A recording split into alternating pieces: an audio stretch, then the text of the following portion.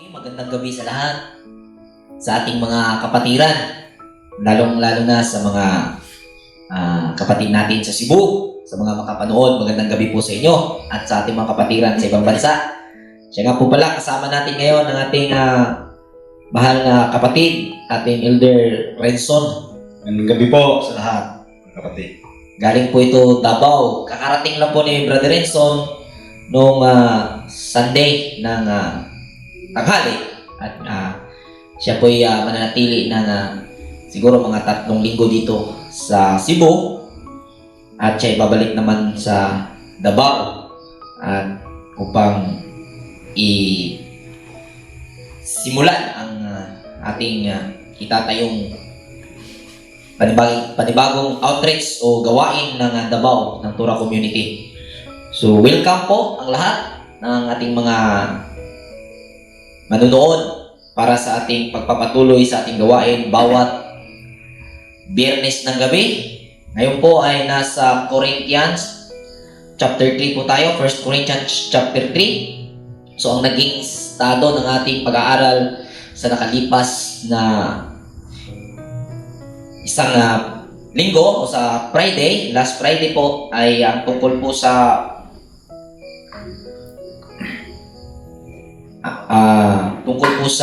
ano ni Pablo,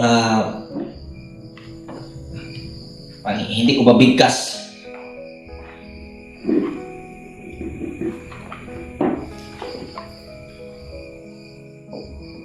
Tungkol po sa hiwaga o yung pong tinatawag na mystery. Although napakarami pong translation na mabasa natin, may translation po na tinago sa English, secret, mystery. Ngunit ipaliwanag po natin na ang hiwaga ay hindi po tulad ng ating naunawaan noon na may kakahalong pantasya, kundi yung po nga ating naipakita doon sa ating pagpapahayag na ang tao ay binubuo ng energy, sistema, at katawang lupa. At ang outcome po niyan ay tao. Ngayon po sa ating pagpapatuloy dito sa chapter 3 ay atin pong talakayin ang tao. So, bago natin simulan, hinga natin ang opening prayer ng ating kapatid, Brother Renson, para sa ating pagsisimula. Manalangin tayo, mga kapatid.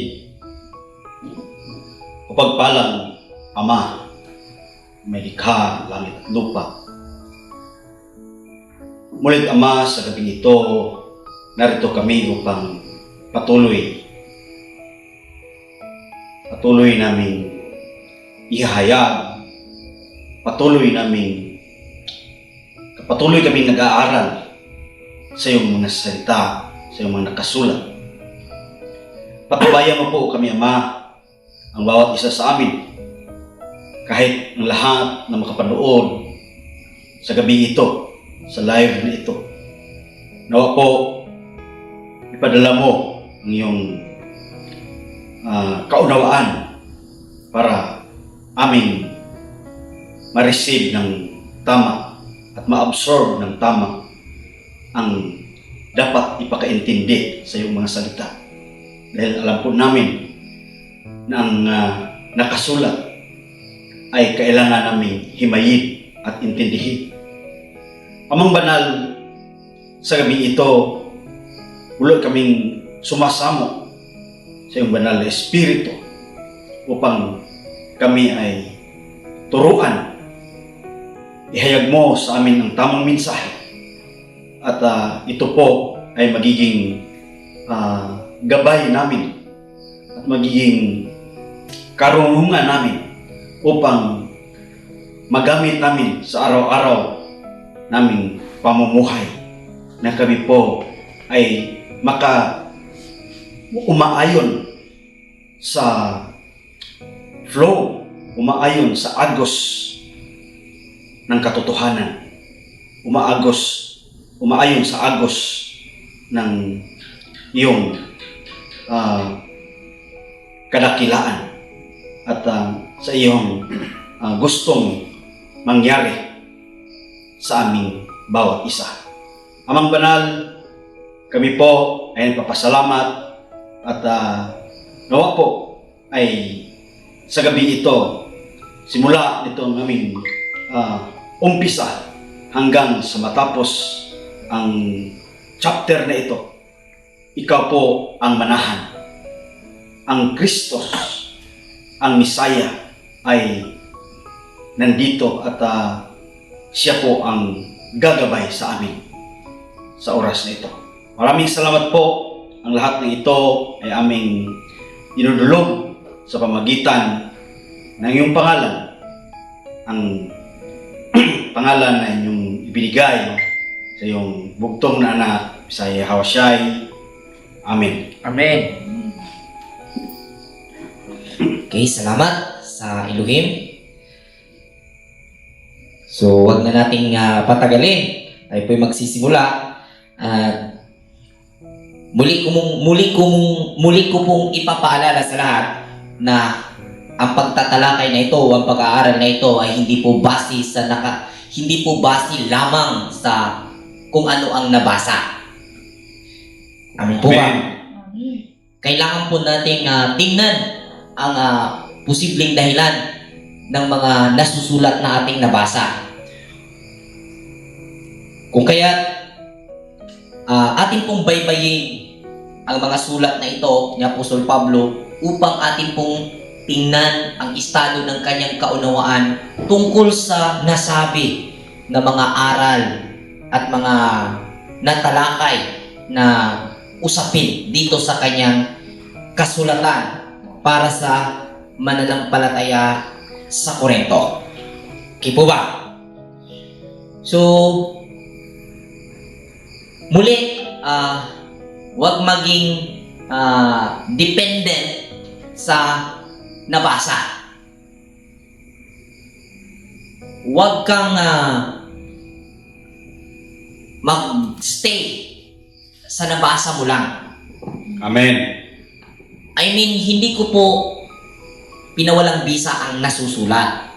Amen. Bagkus po, sa makatuwid po, tingnan po natin ang estado ng tao o kaisipan ng taong sumulat. Nang sa gayon po, makita po natin ang buong pangunawa ng kanyang sinulat. Amen. So, yan po ang ating point. So, sa chapter 3, continuation nga po ito dahil iisang sulat po ang Corinthians chapter 1.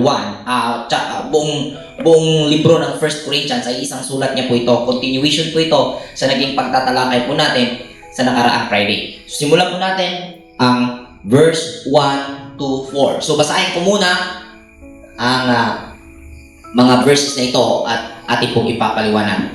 So, mga kapatid, hindi ko kayo makausap bilang mga tao nagtataglay ng Espiritu. So, naipaliwanag na po natin ang Espiritu. At mamaya, dagdagan po natin ang ating pagpapaliwanag. So, marami pong mga interpretation tungkol po sa Espiritu. Ang pagkakakala ng iba, may mga selected person lang ang nakakatanggap ng Espiritu. Pero lahat po ng tao ay nakakatanggap po ng Espiritu. Kaso nga lang po, hindi po ito nalalaman o hindi po nila naiintindihan na yun na pala ang Espiritu. Okay? That's right. Kailangan kausapin ko kayo bilang mga taong namumuhay pa ayon sa laman at mga sanggol pa sa pananampalataya kay Kristo or kay Misaya or kay Jesus. Gatas ang ibinigay ko sa inyo noon at hindi matigas na pagkain. Sapagkat hindi ninyo kaya iyon. Subalit, hanggang ngayon ay hindi pa rin ninyo kaya. So, alam natin, ang gatas ay tumutukoy sa mga may mahihinang pangunawa tungkol sa katayuan ng tao o sa katayuan ng relasyon ng tao at sa may likha. So, verse 3, sapagkat nananaig pa sa inyo ang laman, ang inyong pag-iinggitan at pag-aaway-away ay palatandaan na makasanlibutan pa kayo at namumuhay ayon sa laman. Kapag sinasabi ng isa, ako'y kay Pablo, at ng iba, ako'y kay Apolos, hindi ba palatandaan iyan na kayo'y namumuhay pa ayon sa laman? Yan po ang sabi ni Apostol Pablo. So basahin po natin ang Romans chapter 8 verse 7. Sulat po niya ito na ipangaral din po niya sa mga mananampalataya sa Roma. Romans chapter 8 verse 7. Kaya nga kapag sinusunod ng tao ang mga hilig ng laman, siya ay magiging kaaway ng Diyos sapagkat hindi niya sinusunod ang batas ng Diyos at talaga namang hindi niya kayang sundin ito. Okay? So, nagpapahiwatig na ang ating binasa na bersikulo na isinulat ni Apostol Pablo sa mga mananampalataya sa Roma ay nagpapahiwatig nga na makalaman pa ang mga mananampalatayang nasa Korinto. Ika nga dahil nga ay sila mayroong pagkakampi-kampihan at kung ating mapapansin dito, may pabor kay Pablo, may pabor kay Apolos, at sa chapter 1, may pabor kay Pedro at may pabor kay Jesus sa Misaya. Okay? So, bakit nagkaganon ang estado ng mga listeners sa church? Okay?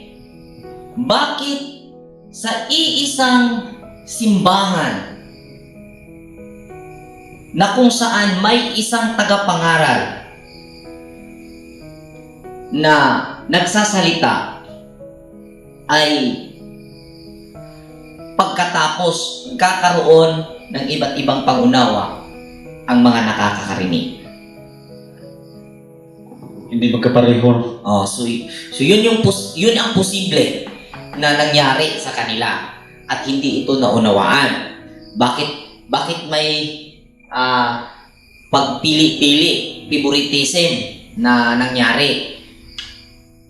Na kung saan ang ipinangaral ni Pablo, ipinangaral ni Apolos, ipinangaral ni Pedro ay iisang mensahe. Amen. Para sa kaharian ng Elohim, o kumbaga yung good news, o kung yung good news na sinabi. So ang nakita natin na naging dahilan, mga kapatid, experience natin yan, balik tayo sa pinaka-common na naganap.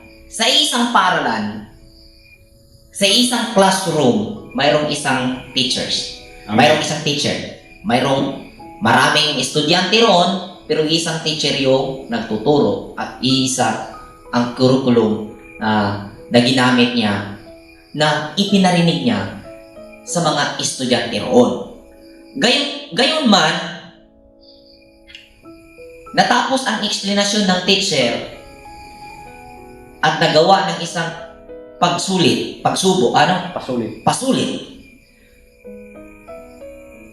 At rumisulta ito ng iba't ibang score, iba't ibang performance doon sa narinig. So, bakit may ganon? So, yan ang ating pinagtataka. Na kung saan ating mapapansin, kung ano ang meron ka, mayroon kang utak, mayroon din naman ako. Diyos ang lumikha sa'yo, Diyos ang lumikha sa akin. Bakit nagkaganon? Iba-ibang naintindihan. Bakit iba't iba yung naintindihan?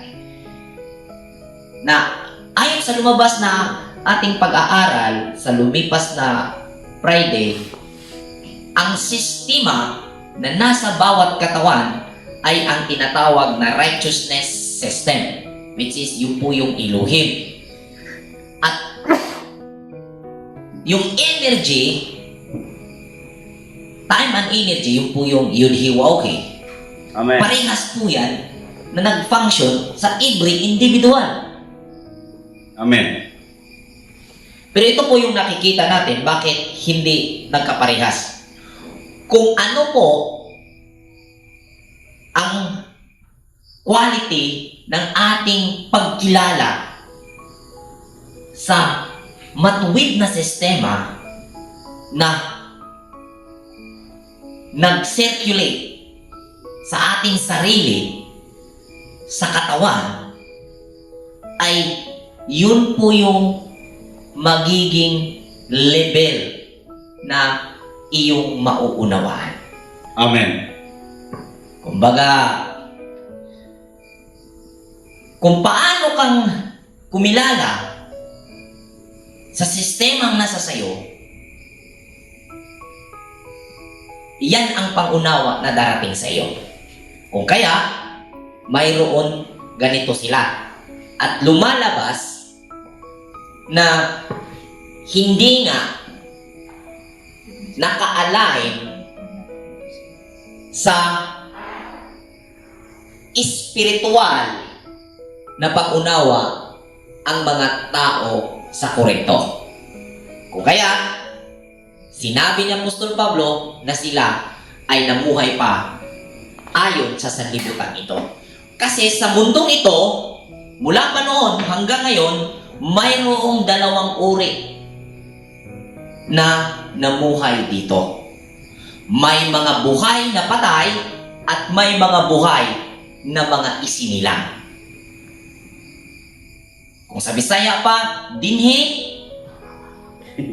dunay duha ka klase nga tao. Mga buhi nga patay o mga buhi nga nahimugso. Amen. Lalim nun. O ang buhi nga nahimugso kadtong nagtataglay sa espiritu.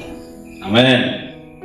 Kadtong na ay pag-iingitan, yun ang mga buhay na patay. Okay? Basahin po natin ang Galatians chapter 5 verse 13 to 21. Galatians chapter 5, verse 13 to 21.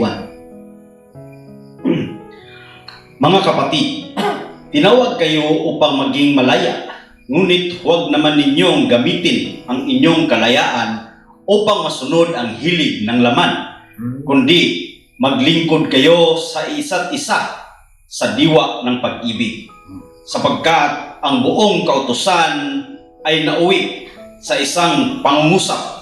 Ibigin mo ang iyong kapwa gaya ng pag-ibig mo sa iyong sarili. Ngunit kung kayo'y magkakagatan at magsasakmalan parang mga hayop, mauubos kayo. Sinabi ko sa inyo,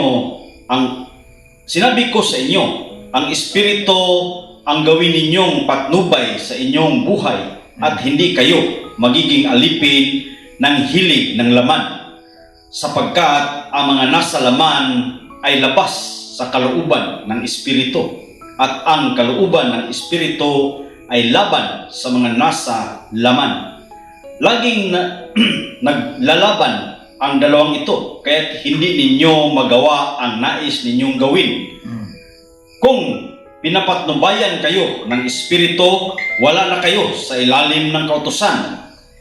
Hindi makakaila ang mga hilig ng laman, pakikiapi, kahalayan at kalaswaan, pagsamba ng Diyos-Diyusan, pangkukulam, pagkapuot sa isa't isa, pag-aaway-away, pagsisilos, pagkakagalit, at pagsakiman, pagkakampi-kampi, at pagkakabahagi. Okay? Okay. Okay, so yun po yung mga ipinakita ni Apostol Pablo sa Galatia na mga palatandaan na namuhay sa Espiritu at namuhay sa laman. Okay, so bakit may mga taong gusto ni Pablo, gusto kay Apolos, gusto kay Pedro? Ganito po yung nangyari. Ang estado ng kaisipan sa mga taong gano'n na may favoritism na magsasalita, na nangangaral, kasi po ang kanyang pangunawa na lumutang at kanyang pinili ay kung alin yung gusto para sa kanya, yun ang katotohanan. Kuha niyo po, yan ang uso sa ganitong estado makalamang kaisipan. Kung gusto, ituring niyang katotohanan. Ano po ba? Tama. Pag hindi niya gusto, kahit pa katotohanan, ituring niyang kasinungalingan. Tama. Lumalabas na para sa kanya, ang gusto, ang katotohanan. At ang hindi gusto ay hindi katotohanan. Lumalabas na hindi na ang katotohanan o hindi na ang espiritu, kasi ang espiritu, yun yung katotohanan. Hindi na ang katotohanan ang nagiging guide sa ganitong tao, kundi ang guide niya yung gusto niya. Okay, kaya mayroon pong gusto ko siya. Gusto ko to. Katotohanan ito dahil gusto ko. Hindi ito katotohanan dahil hindi ko to gusto. Ganun po. Okay, next. So, sino ba si Apolos at sino ba si Pablo? Kami ay mga lingkod lamang ng Elohim na kinasangkapan niya upang akayin kayo sa pananampalataya kay Yahawasyai. Sa pananampalataya kay Yahawasyai. Sa ibang termino, sa pananampalataya kay Kristo. At atin na pong naipaliwanag na Kristo, ito po yung anak ng Elohim na kung saan ito po yung awareness na naisilang sa ating pagkatao habang tayo ay sumampalataya sa pagkamatuwid na nasa atin. Amen. So, sabi ni Pablo, ako ang nagtanim, si Apolos ang nagdilig, subalit ang Elohim ang nagpatubo at nagpalago. Hindi ang nagtatanim o nagdidilig ang mahalaga, kundi ang Elohim, sapagkat siya ang nagpapatubo at nagpapalago. Nais po nating i-correct ang termino na ginamit sa translator. Alam po, dito, hindi mahalaga. Ngunit sa ibang mga version, inaral po natin, tinignan po natin ang ibang mga version, ang sabi po dito, hindi dapat ang parangalan. Ang bibigyan ng parangal. Bigyan ng glory. Hindi ang nagtanim o ang nagdilig, kundi ang Elohim. Pero mahalaga lahat. Iba po yung bigyan ng glory at iba po yung mahalaga. So, masyadong Masyadong harsh kaya. Degrade yung sarili nito. At marami po tayong nabasa sa sira, kilalanin at ituring mo ang iyong sarili sa karapat-dapat na kalagayan. Amen. Okay? So, tinignan po natin sa ibang mga version kung ano ang marami nating nakikita. Ang point na nakita natin is parangalan, kundi ang Elohim. Okay? So, ang nagtatanim at ang nagdidilig ay parehong manggagawa lamang. At bawat isa'y tatanggap ng gantimpala ayon sa kanyang pagsisikap. So, ano yung iyong itinanim? Amen. Yun ang iyong aanihin. Kung anong paghihirap, anong quality ng iyong pagsisikap, yun po yung quality ng iyong matatanggap bunga ng iyong pagsisikap. Amen. Okay, so next. Dito medyo po tayo dito, tawag po tayo ng inyong atensyon para mag-focus sa usaping ito dahil napakatagal na po na verse ito, napakatagal na pong marami na pong nagpaliwanag tungkol dito. Ngayon siguro po ay maririnig nyo ang kakaibang pagpapaliwanag na kung saan, yun na nga po ang sabi ko, hindi po ito base sa nasusulat, kundi tiningnan po natin ang estado ng kaisipan ng nagsulat sa pamamagitan ng kanyang sinulat at sa iba pang parte ng kasulatan kung kaya't gumawa tayo ng ganitong pagpapaliwanag. Amen. Amen po ba? Okay. So sa verse 9, kami, kapwa manggagawa ng Elohim, at kayo ang kanyang bukirin. Kayo rin ang gusali ng Elohim. kanyang bukirin.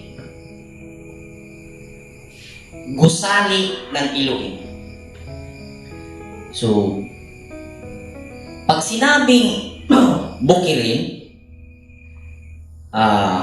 sa Bisaya pa, kamo ang kaumahan. Amen. Kung sa ibang termino, tanaman. Amen. So, dunay duha ka punto nga gitumbok si Pablo dire. Ang lawas ug ang espirituhanon nga kahimtang sa tao. Amen. Amen.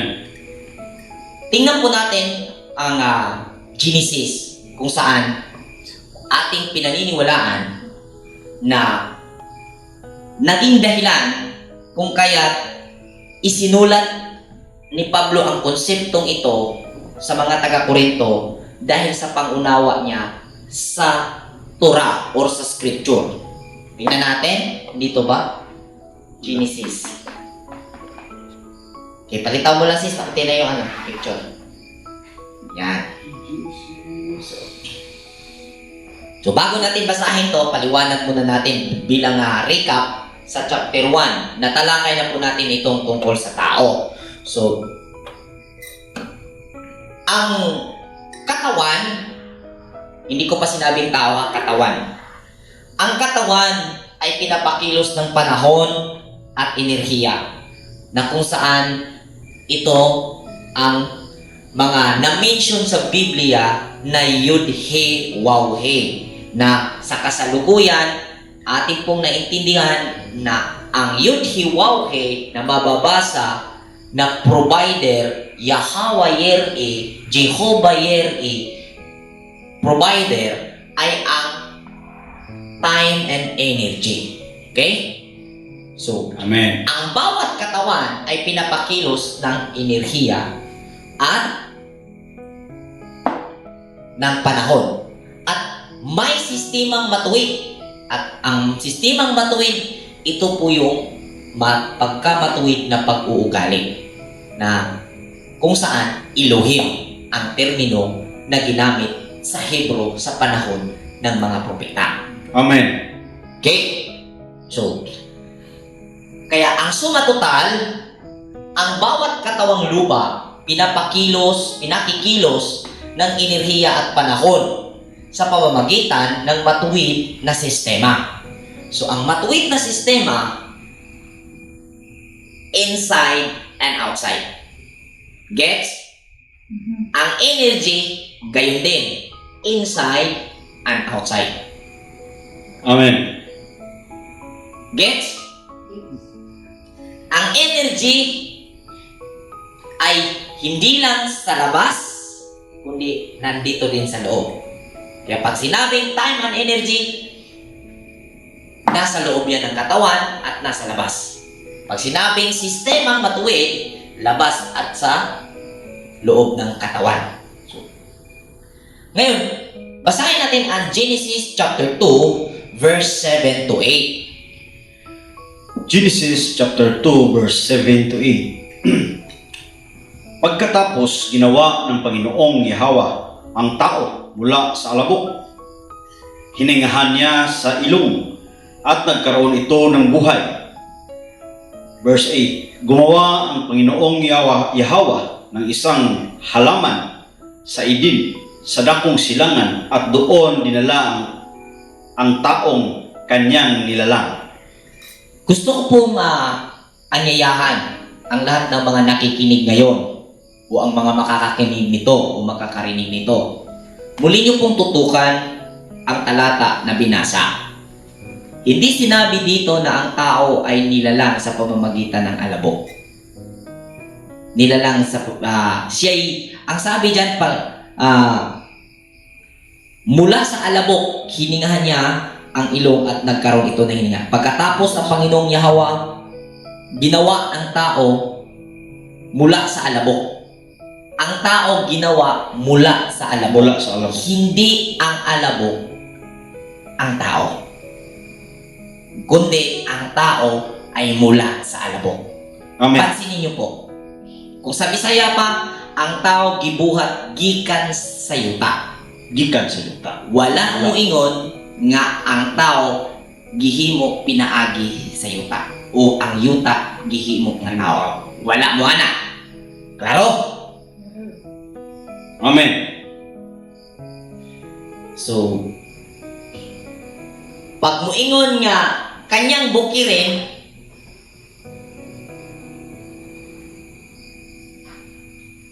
na ay nagsunod nga bersikulo diha sa bersikulo 8, kuman gibuhat ang tao gahimo din siya og tanaman sa silangan sa Eden, ug didto niya gibutang ang tao. Gusto kayo nako mga igsuon nga tagaan og dakong pagtagad sa mga mambabasa bisan pa sa atong mga kaigsunan nga nananaw diha sa live karon sa mga Bisaya, mga Tagalog, nga ablihin ninyo sublia pag-abli. Muli ninyong buksan at unawain ang Genesis. Amen.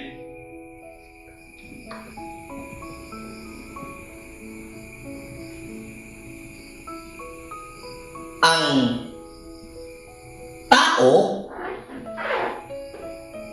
ay naniniwala na pag nakakita nito, pag nakakita ng ganitong larawan, ano ang tingin? Tao. Tao yan. Amin po ba? Amen. Tao. Ngunit, yan ay katawang lupa.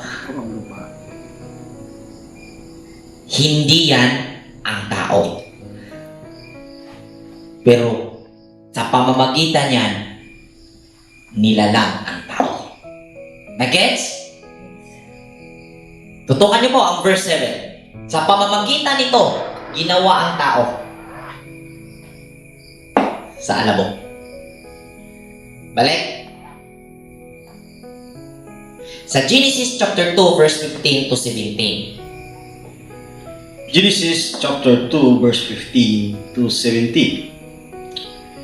Inilagay ng Panginoong Yahweh ang tao sa halamanan ng Eden upang ito'y pagyamanin at pangalagaan. Sinabi niya sa tao, makakain mo ang alinmang bungang kahoy sa halamanan, maliban sa bunga ng punong kahoy na nagbigay kaalaman tungkol sa mabuti at masama. Huwag na huwag mong kakainin ang bungang iyon, sapagkat sa araw na kakainin mo iyon ay mamamatay ka. Okay, mag-focus tayo na naging ginawang steward ang tao sa Eden, sa halamanan. Amen. Okay, marami pong lumabas na pag-aaral, Brother Renson, tungkol sa kung saan ang Eden. May mga nagsabi na ang Eden ay natabunan sa Utopia. Ang Eden Nasa Palawan. ay nasa Pilipinas at nasa dakong Palawan. May maraming mga teorya na ang Eden ay natabunan na daw nung tumaas ang tubig sa panahon ni Noah. So napakarami pong teorya na lumalabas tungkol sa Eden na kung saan nanatili ito na hindi masuportahan ng mga pagpapaliwanag na magkakaroon ito ng clarity. So, Amen. ang Torah community po ay naglunsad ng pag-aaral tungkol kung saan ang Eden. Nasaan itong halamanan ng Panginoon? Nasaan ang halamanan ng Diyos? Kaya, sa pag-aaral dito sa Corinthians, kung inyong mapapansin, kami ay kapwa manggagawa ng Elohim at kayo ay kanyang bukirin. Bukirin. Tumutukoy po ito sa pisikal na katawan ng bawat tao. Amen. Pag sinabing gusali, tumutukoy po ito sa tao mismo. Iba po ang katawan at iba po ang tao. Amen. Ang katawan ay hindi ang tao, kundi ang katawan ay ang instrumento ng tao para siya ay maka-experience ng buhay. Amen. Ngunit hindi ang katawan ang tao. Pero sa pamamagitan niya, nilikha mula dito instrumento sa paglikha ng tao. Maliwanag na hindi ang katawan ang tao. Amen. So, ang uso at common na pangunawa, Brother Renson, sa ating kinamulatan, pag sinabing templo ng Diyos, ay tumutukoy sa katawan. At kasunod na pangunawa na ang katawan ay ang tao. Okay. So, ano ba ang pagkakaintindi ng mga taga-Tura community? Next. So, yan. So, sabi ni Apostol Pablo, kung kayo ang gusali ng Elohim, kayo ang gusali ng Elohim, yan yung ending ng verse 9. So, kung gusali ng Elohim ang tao, ano ngayon ang tao? Na kung saan itong katawan o ang katawan na mayroong energy, mayroong sistema, ay ang suma total yan ay consciousness. Amen. Ngayon, ano ang tao?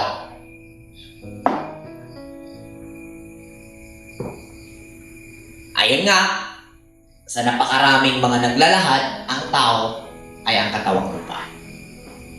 Ngunit, himukin ko ang mga taong ganun ang paniniwala at ganun ang pananampalataya. Lubos na hindi mo pa nakikilala ang iyong sarili. Pag nakikilala mo ang iyong sarili, nakikilala mo ang katotohanan at magpapalaya sa iyo. Amen. Oo o hindi? Sa mga oo, same verse po ang ating kukunin. Sa 2 Corinthians chapter 6, verse 14 to 18, tingnan po natin. Parehas po may sagot, oo, katawan. At ito yung mga posibleng supporting verses na nagpapatibay na oo, katawan nga ang tao. At ito rin ang gagamitin ng Tura community para patunayan na hindi ang katawan ang tao. Basahin natin at bigyan natin pagkatapos ng dalawang pagkakaintindi. 2 Corinthians chapter 6 verse 14 to 18. Huwag na kayong makipag-isa sa mga hindi sumasampalataya. Maaari bang magsama ang katuwiran at ang kalikuan? O kaya'y ang liwanag at ang kadiliman? Maaari bang magkasundo si Kristo at si Belial? Ano ba ang kaugnayan ng sumasampalataya sa di sumasampalataya?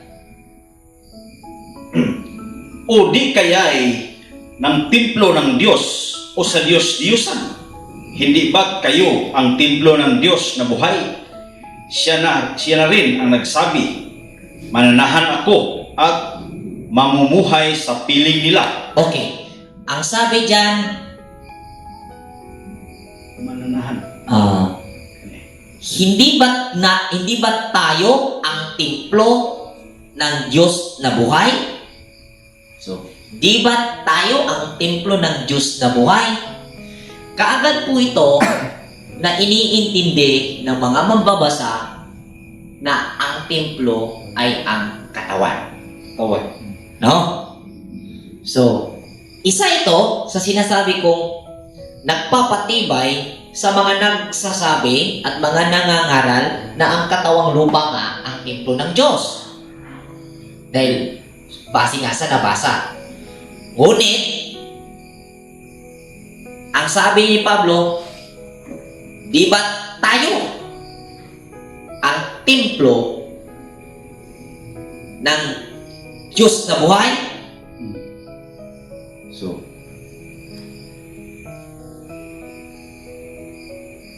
Continue nating basahin.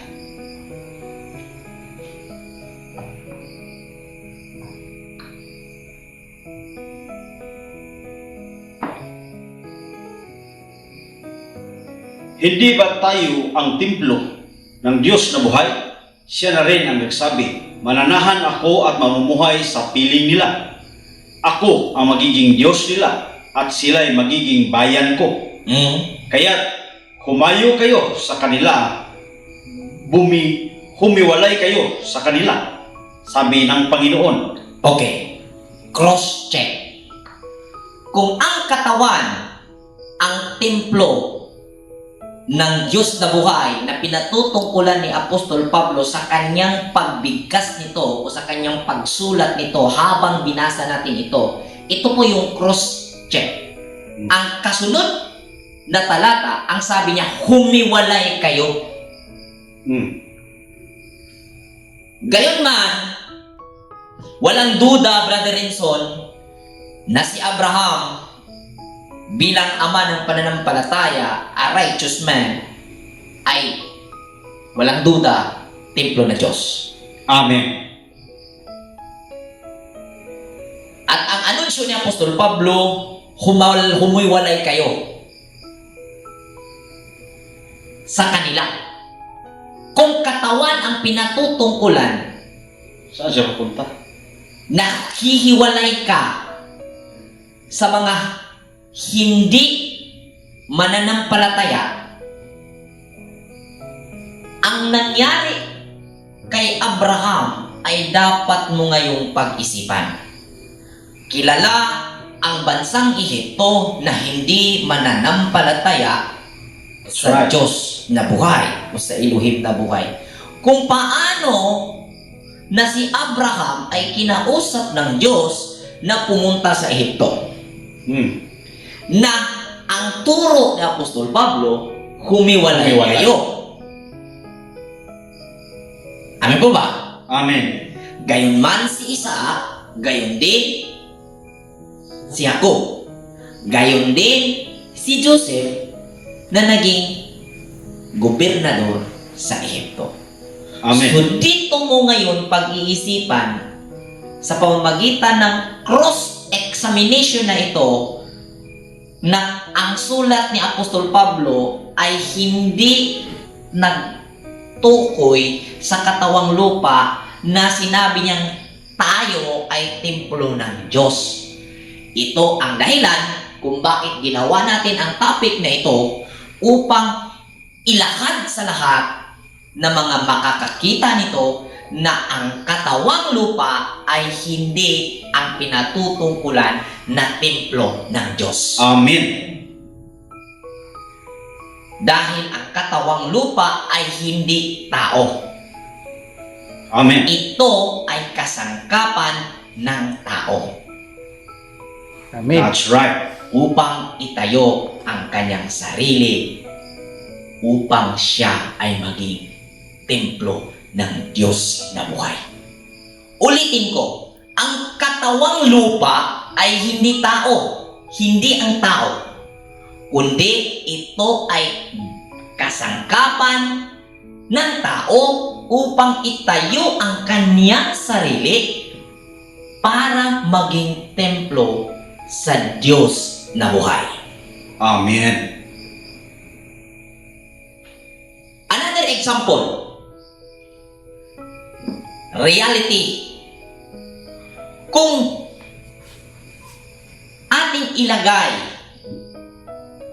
na katawang lupa nga ang pinatutungkulan ni Apostol Pablo na tayo ay templo ng Diyos, kung sa iyo ito mangyayari,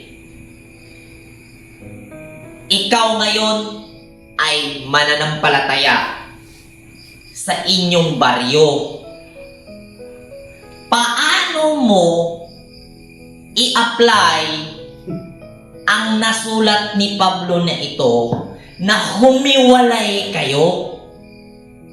Wiwalay ka ngayon. Pagdating mo naman doon, hihiwalay ka na naman. Na kung saan, pag ikaw ay namamasukan sa trabaho, 100% ang makakasama mo ay hindi kaparehas ng pananampalataya mo. Amen. Matibay Amen. na basihan. Kaya, ang ikaw o tayo na sinasabi ni Pablo dito na templo ng Diyos ay hindi ang katawan, kundi ang presenting kalagayan, ang kasalukuyang kalagayan ng paggamit mo sa kamalayan. Amen.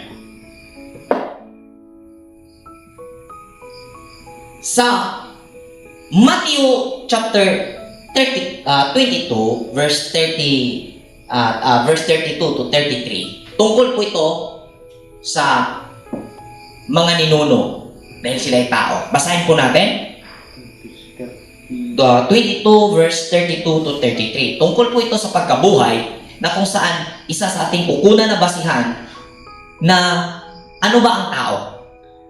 Matthew chapter 22 verse 32 to 33. Ako nga ang Diyos ni Abraham, Diyos ni Isaac at Diyos ni Jacob. Ang Diyos ay hindi Diyos ng mga patay, kundi ng mga buhay.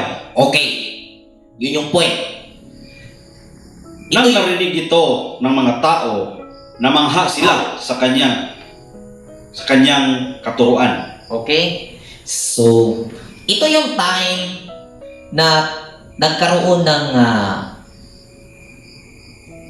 pagtatanong tungkol sa muling pagkabuhay. At na itanong ito kay Jesus Christ, na itanong ito kay Yahushua, Yeshua. At ang naging sagot niya, hindi talaga ninyo alam ang kasulatan. Yan po yung nasa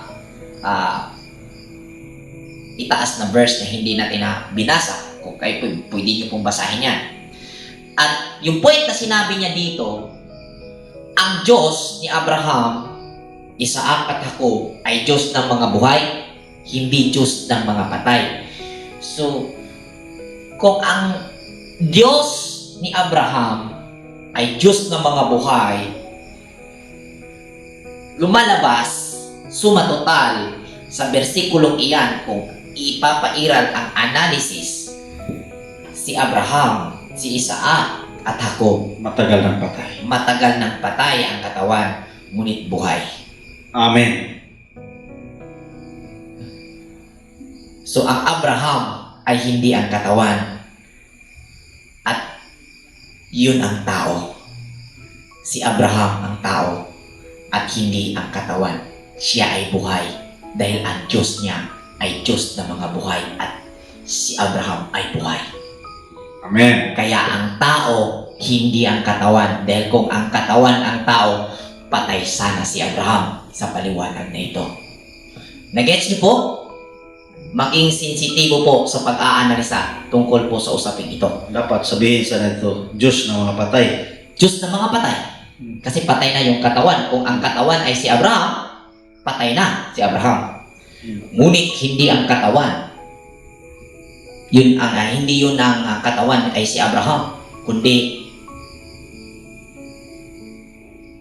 kasangkapan yun ni Abraham, at si Abraham ay hindi patay. Amen. Okay? So, ito pa yung karagdagang verse, Brother Rinson, na nagsisilbing silyo sa mga naniniwala na ang katawan nga ay templo ng Diyos. 1 Corinthians chapter 6 verse 18 to 20. Isa sa pinakamatibay na sandigan ng mga naniniwala nito at nagpapairal ng mga pagpapaliwanag tungkol sa nabasa. Nabasa kasi. Next, basahin natin. 1 Corinthians chapter 6 verse 18 to 20. Huwag kayong makikiapid ang ibang kasalanang nagagawa ng tao ay hindi makakaapekto sa kanyang katawan. Ngunit ang pakikiapid ay nagkakasala laban sa sarili niyang katawan.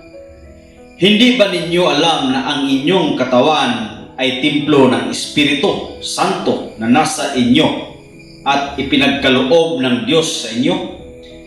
Hindi na ninyo pag-aari ang inyong katawan, sapagkat binili niya kayo sa isang halaga, kaya't gamitin ninyo ang inyong katawan upang maparangalan ang Diyos. Okay? Ang sabi po dito, ang inyong katawan ay templo ng Espiritu.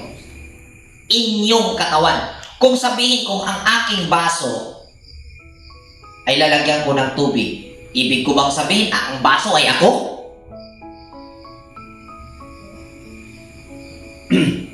Ang sabi ni Apostol Pablo, ang inyong katawan, ang inyong sarili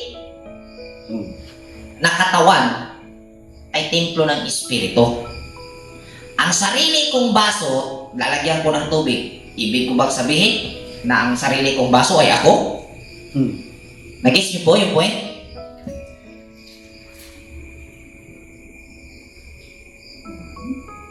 Buksan niyo po ang mata ng inyong mga kamalayan.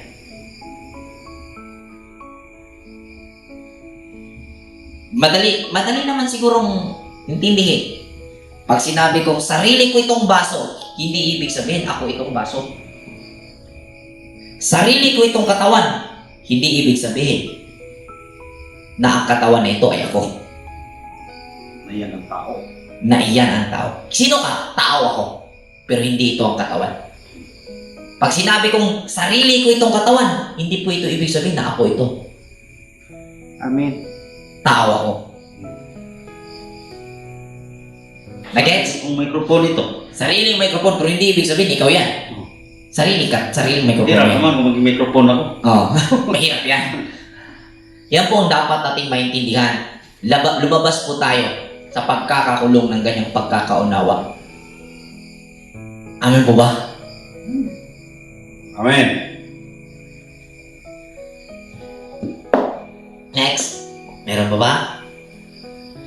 Ang tao ay ang kasalukuyang kalagayan ng kamalayan. Amen. Hindi ikaw ang katawan, ikaw ang kasalukuyang kalagayan ng kamalayan.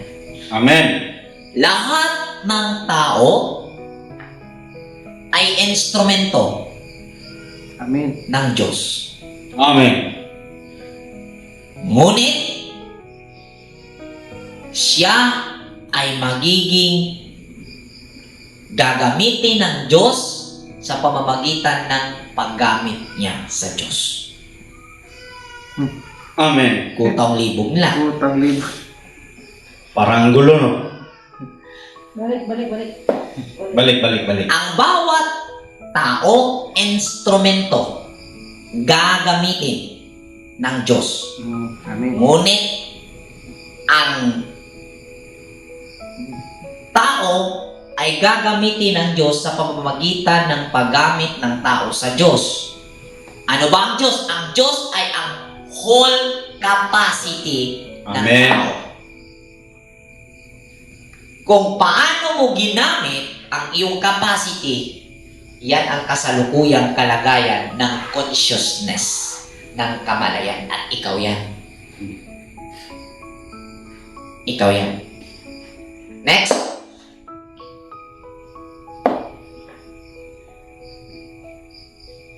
Maraming naghahanap ng Garden of Eden. Gusto kong ibahagi sa inyo nang matapos ng inyong paghahanap at iimbestigahan niyo ito sa sarili ninyo. Ano ang katawan?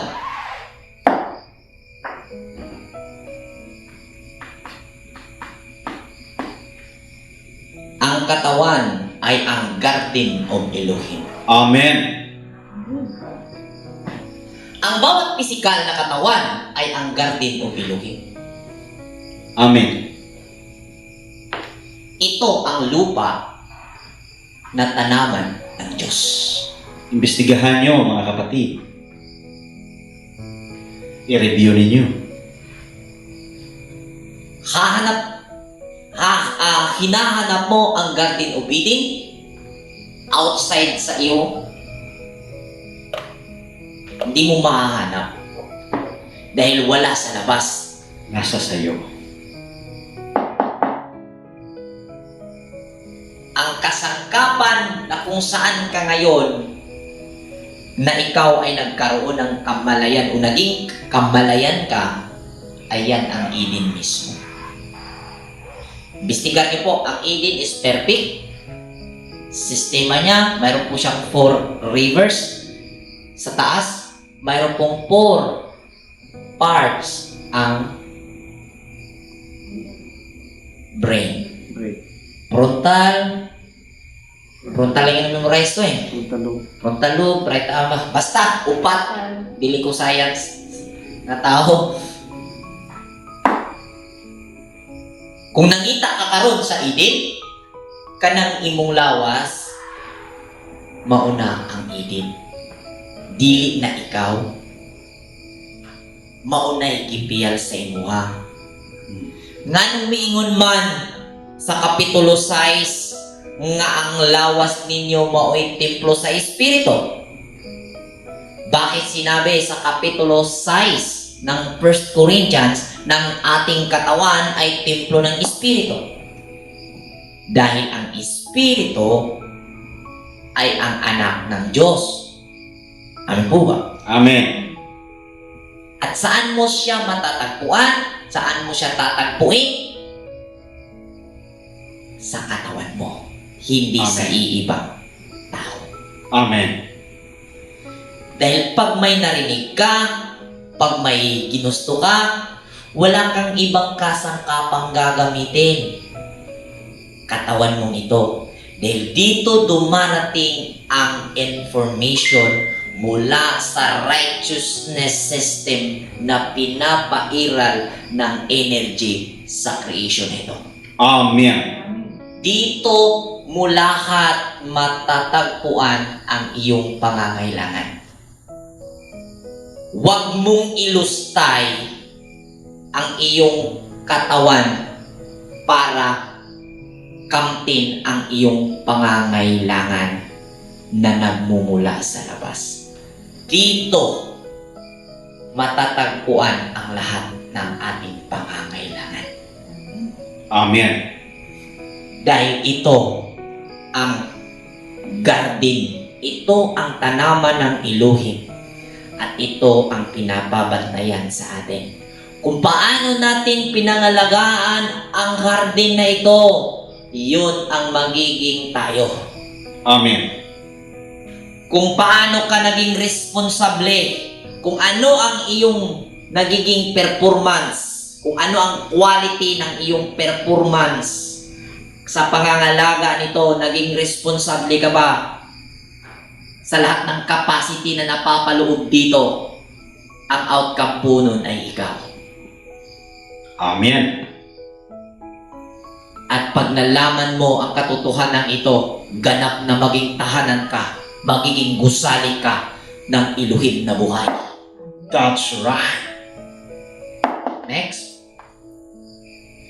Ang tao, ang tagapangalaga ng Garden of Eden. Kung ano ang kalidad ng kanyang pangangalaga ay ang magiging siya.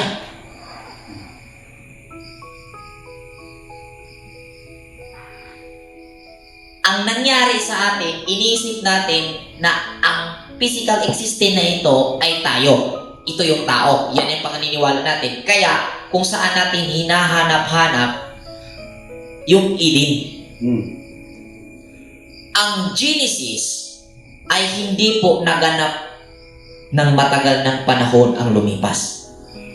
Paulit-ulit po itong nangyayari Amen. sa cycle ng buhay ng tao. Amen. Ang Genesis po, nangangahulugan po ito in the beginning.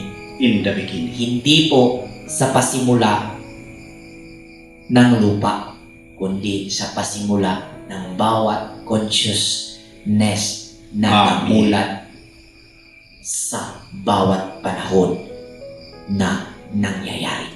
Amen. Malawak po ang magiging paglalahad sa pagbabalik natin sa aklat ng Genesis. Next. Amen. Sa makatuwid, ang tao ay hindi ang pisikal na katawan, kundi ang tao ay ang kasalukuyang kalagayan kung paano ginamit ang katawan. Amen. Kasalukuyang kalagayan. Ano ang tao? Kasal. Kasalukuyang kalagayan. Ikaw yan. Pag hindi mo yan nalalaman, hindi mangyayaring magiging tahanan ka ng iluhim na buhay. Ano ang iluhim na buhay? Kapayapaan at buhay. Amen.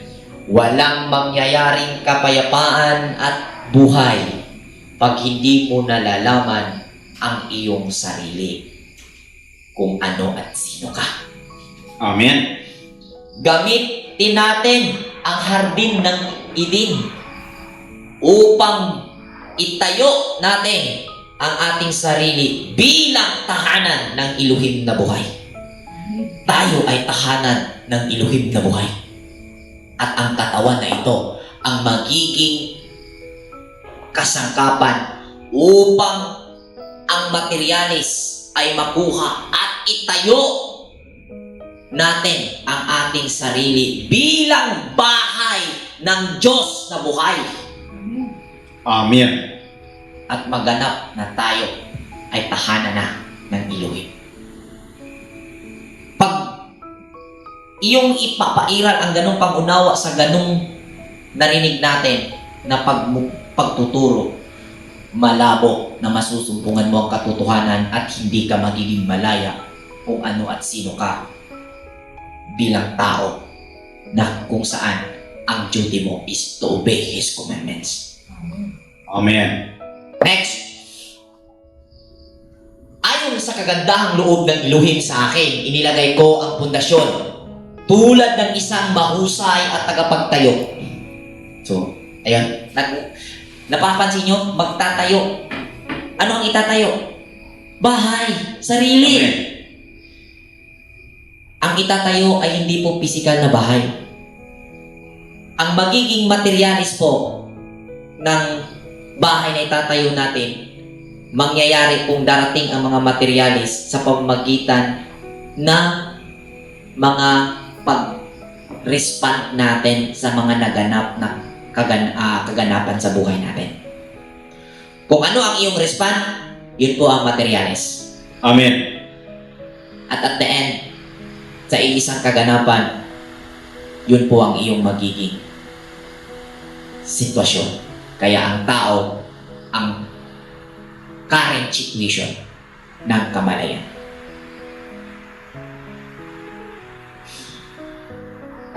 Iba naman ang nagpapatuloy sa pagtatayo ng gusali. Ngunit, dapat maging maingat ang bawat nagtatayo. Mag-ingat tayo pagtatayo ng ating sarili. Dahil bahay tayo ng iluhim. Amen. Sapagkat wala nang ibang pundasyon na maaaring ilagay maliban sa nailagay na. Walang iba kundi ang Kristo. Amen. Ang pinakapundasyon upang makakalikha tayo ng magagandang materialis ay ang awareness.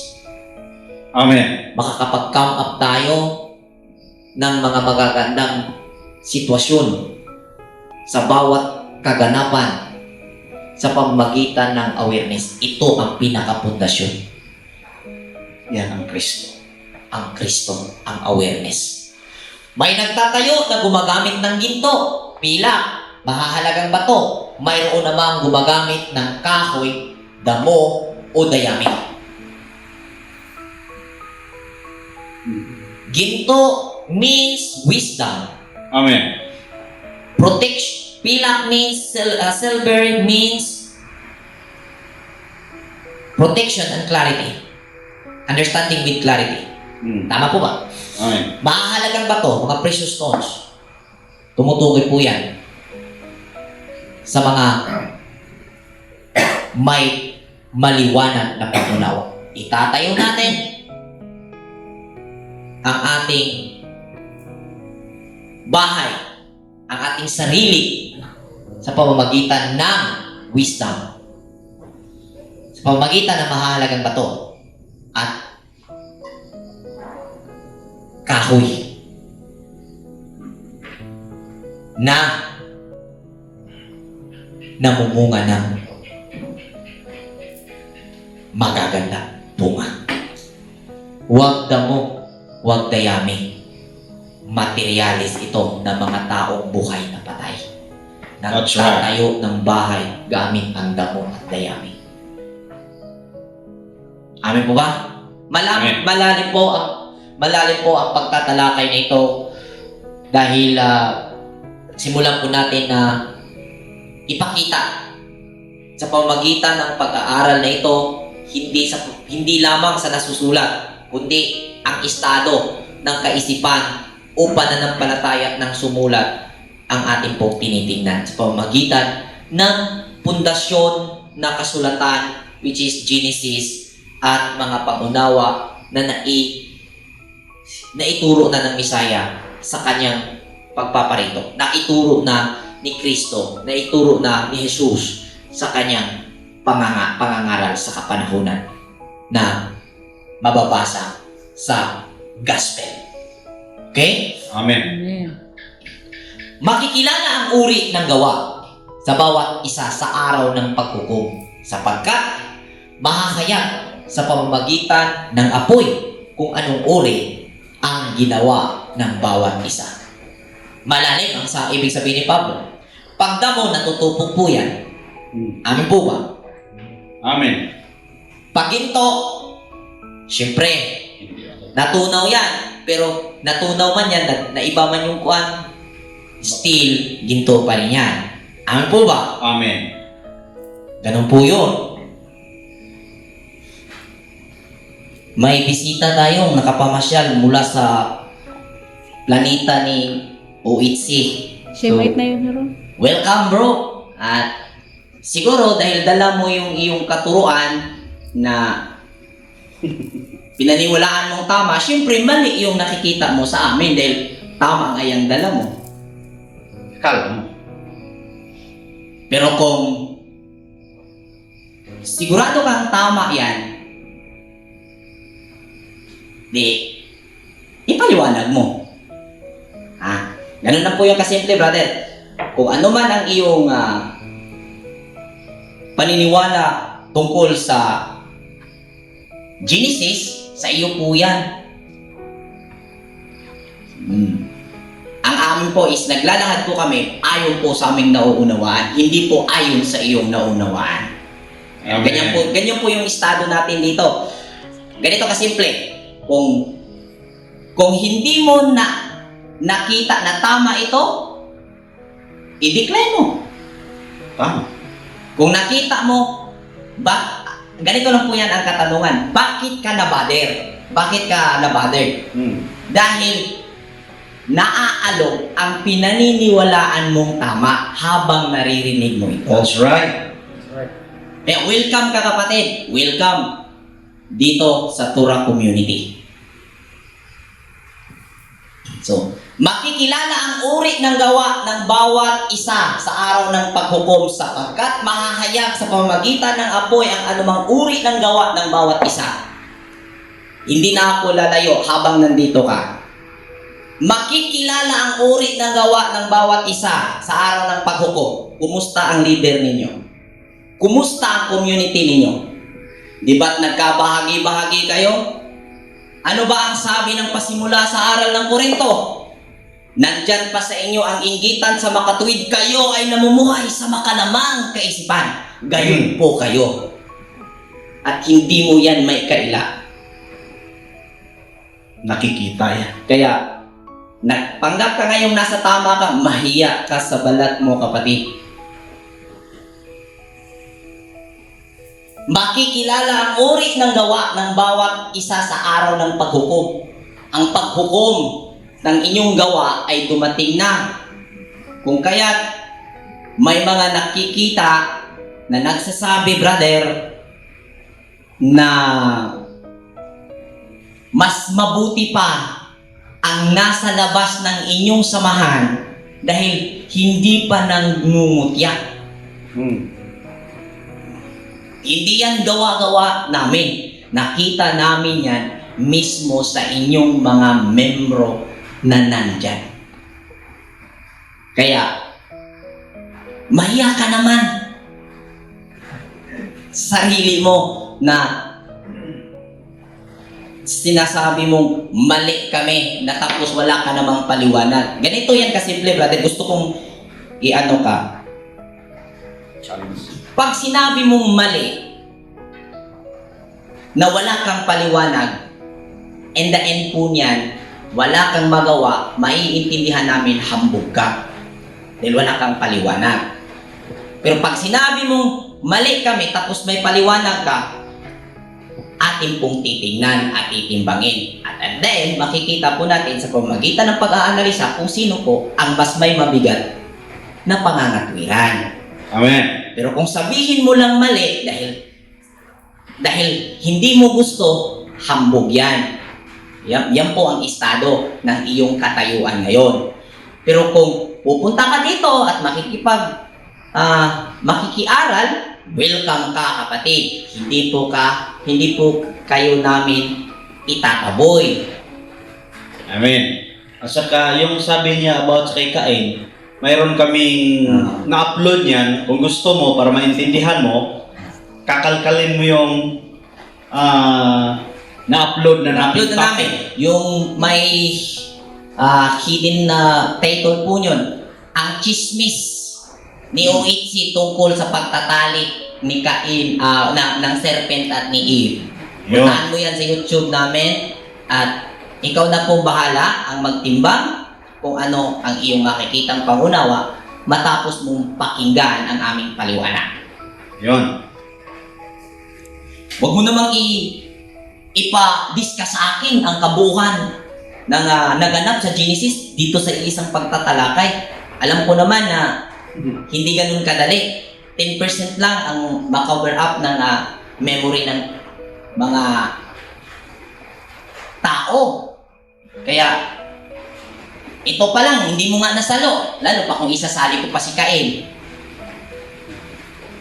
Ito, makikilala ang uri ng gawa ng bawat isa sa araw ng paghukom sapagkat nahahayag sa pamamagitan ng apoy. Apoy means ito ay proseso ng pag-purify sa iyong gawa. Amen. At napatunayan ng inyong gawa, ang advocacy ng OHC ay puro gold advocacy. Napatunayan at ang nangyari, halos mula sa itaas hilahan kay puro pasikat dahil nag-after halos karamihan na makakashare sa gold na ipinangako ng inyong pinuno. Yun. So yun po ang gawa na nalalahad sa araw ng paghukom. Kung ang itinayo sa ibabaw ng pundasyon ay hindi masunog, okay? Hindi masunog means hindi natutupo, hindi nasisira, tatanggap ng gantimpala ang nagtatayo noon. Yan po ang individual. Kung ang iyong itinayo na gawa ay hindi natutupo, hindi nasisira sa paglipas ng panahon, na natili ka at napapaganda mo yung ginagawa mo, na ikurik mo mga pagkakamali mo, tatanggap ka ng gantimpala. Ang nagtayo, tatanggap ng gantimpala. Paano? Na tatanggap ng gantimpala, natutupok nga. Ngunit, kung masunog naman, mawawalan siya ng gantimpala. Kumusta? Sunog, wala? Sunog. Gayon man, maliligtas siya. Kaya lang, ay para siyang nagdaan sa apoy. Ito na yung sinabi ni Brother Rinson na unsolved topic sa Bible school na debate nila na mawawalan siya ng gantimpala, gayon man maliligtas siya. Kaya lang ay para siyang nagdaan sa apoy. Ito po yung sitwasyon ng tao, mga kapatid, na nakarealize na matapos ang lahat ng kanyang pinaghirapan na inakala niyang tama, na nauwi sa wala at siya'y natuto habang nakita niya na nauwi sa wala ang lahat niyang pinaniniwalaang totoo. Kagaya na lang ng mga taong naniniwala na muling mabuhay si OHC o si Kristo, si Jesus. Gayon din naman yung mga OHC, no? Pagdating ng araw, sa mga makaka-realize, maliligtas. Pero sa hindi makarealize, ay hindi talaga. Ngayon po, mga kapatid, ito yung panahon na ang lahat ng iyong pinaghirapan ay napatunayang walang kabuluhan. At sa oras na iyon, pag napatunayan na walang kabuluhan, nagdaan ka sa apoy. At ikaw ay magsisimula ng may pagpapakumbaba, may pag-amin, at iyan ang paglipat mo sa pamumuhay na may kabanalan. Dalawang uri ang pamumuhay na ipinamumuhay ng tao. May kabanalan at makasalanan. Ang makasalanan ay nagpapatuloy sa mali, at ang kabanalan ay sa oras na nalaman niya na siya ay nasa maling pamumuhay, pagsisikapan niyang ituwid at itama ang pagkakamali. Iyan po ang pamumuhay ng may kabanalan. Amen. Next. Hindi ba ninyo alam na kayo'y templo ng Elohim? Alam na natin kung ano ang templo. At naninirahan sa inyo ang kanyang espiritu. Parurusahan ng Elohim ang sinumang magwasak ng templo niya. Sapagkat banal ang templo ng Elohim at kayo ang templong iyan. Ang current situation, ang kasalukuyang sitwasyon ay ang templo ng Diyos. Pag hindi matuwid o hindi maganda, hindi mabuti ang iyong kasalukuyang sitwasyon, ay siyempre bro, pag hindi matuwid, hindi mabuti, hindi maganda, nasisira yan. Parurusahan ng Elohim. Kaya may mga paghihirap kang mararanasan na hindi mo alam kung ano ang dahilan. Tama. Iba ang mga mananampalataya na daranas ng paghihirap dahil ang paghihirap ay pinapasalamatan at pinapupurihan ang Elohim na nagbibigay ng kalakasan upang mapagtagumpayan ang paghihirap na naranasan. Amen po ba? Amen. Dalawa ang paghihirap. May paghihirap sanhi ng patuloy na pamumuhay na makasalanan, at may paghihirap na sanhi sa pamumuhay ng may kabanalan. Amen po ba? Tama po ba? Huwag dayain ni numan ang kanyang sarili. Kung may nag-aakalang siya'y matalino ayon sa sanlibutan ito, aminin niyang siya'y mangmang upang maging tunay na marunong. Yan Amen. po ang namuhay na may kabanalan. Amen. Yan po ang maliligtas na ididadaan sa apoy. Napatunayan mo, ikaw mismo ang nakakita na ang pinaglalaban mo ay walang kabuluhan. Aminin mo, mangmang ka upang ikaw ay tunay na maging marunong. Ang That's ba? Yan po ang pagliligtas na idadaan sa apoy. Sapagkat ang karunungan ng sanlibutan ito ay kamangmangan sa paningin ng Elohim. Gaya ng nasusulat, ginamit niya ang katusuhan ng mga marurunong para mabitag sila. Kanang gusto bitaw kaya ka nga mamintaha, at the end, ikay cancel.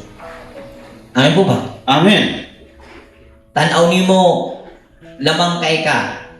Tanaw ni mo, pwede mong i-take advantage ang tao. Sa tingin mo, kayang-kaya mong i-take advantage ang isang tao.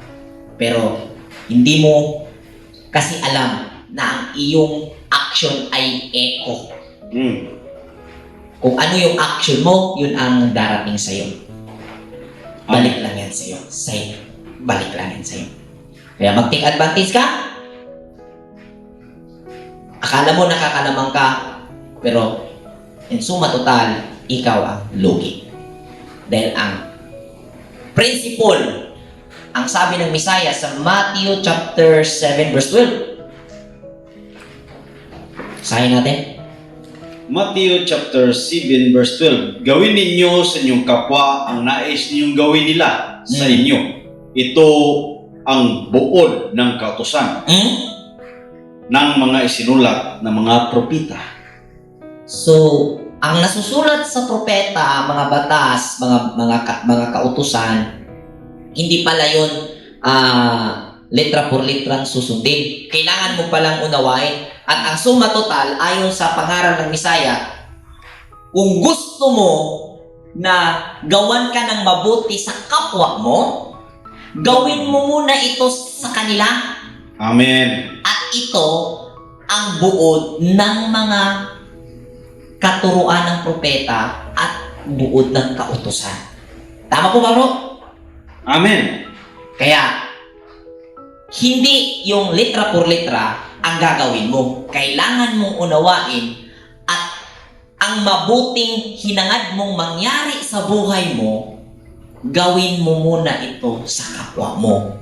At Amen. mangyayari iyan sa iyo. Amen? Amen. May example ako sa Okay, bro. senaryo niyan. Nung yung mga kapitbahay namin doon sa Davao ay talagang kami ba? Yung nakipag-good relation kami. Tapos, nung binaha kami doon, pagdating namin, pumunta kami sa bundok, yung Sa Daguhoy, Talaingon. Pagpunta namin doon, dahil nag-invest kami ng magandang relasyon doon sa mga kapitbahay namin. Pagdating namin doon, uy, nandito pala kayo. Uy, dinalahan kami ng habol. Kumot. Ng Unan. kumot. Dinalahan kami ng ilaw kasi wala kami mga dalang. Ang ganda ng ano nila sa amin dahil maganda ang ginawa namin sa kanila. Amen. Yan po yung buod ng kasulatan. Yan po yung buod ng turo.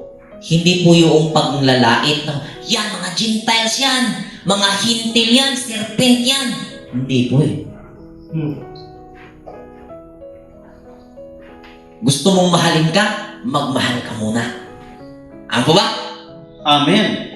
Gusto mong maging mahalaga ka, magpahalaga ka muna nang malaman mo kung ano ang halaga. Amen. Yung simple lang naman. Kailangan nating maunawaan kung ano ang tao, kailangan nating maunawaan kung ano ang Diyos, at ano ang Yudhiwawe upang magawa natin ang mga ito. Sapagkat ang karunungan ng sanlibutan ito ay kamangmangan sa paningin ng Elohim. Gaya ng nasusulat, ginamit niya ang katusuhan ng mga marunong para mabitag sila. Gayon din, batid ng Panginoon ang iniisip ng marunong ay walang kabuluhan. Ang tuso, lahat ng iniisip niyan ay panlalamang.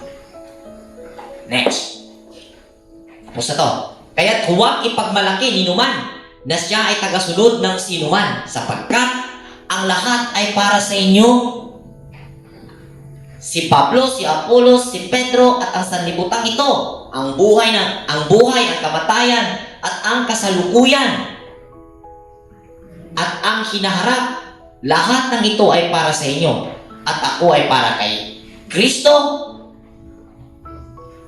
at siya ay naman ay para sa Elohim. So ang sabi niya, huwag gawing komplikado ang mga itinuro nina Pedro, nina Pablo, Apolos, lahat ng iyon ay para sa kanila. Hindi upang sila ay magkawatak-watak. Kaya kailangan maintindihan kung ano ang tao nang sa gayon hindi maipairal na ang gusto ay katotohanan, pag hindi gusto, hindi katotohanan. So yung kapatid nating nakapasyal dyan, ang perfectong example na ang gusto niya ang katotohanan. Pero pag katotohanan, ang katotohanan hindi niya gusto. Mali. Mali para sa kanya.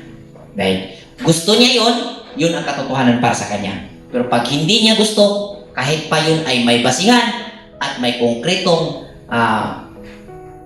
pagpapaliwanag at may reality na kaliwanagan, kapahayagan, ayaw niya dahil hindi niya gusto. Kaya ang katotohanan ay ang gusto niya, hindi ang katotohanan ang susundin niya. Amen. Maraming salamat at magandang gabi. Muli po, inanyahan ko kayo na makiisa sa aming pag-aaral, sa aming pagpapatuloy sa susunod na Friday sa chapter 4. Magandang gabi. Shalom Aleichem. Malikim. Shalom. Shalom.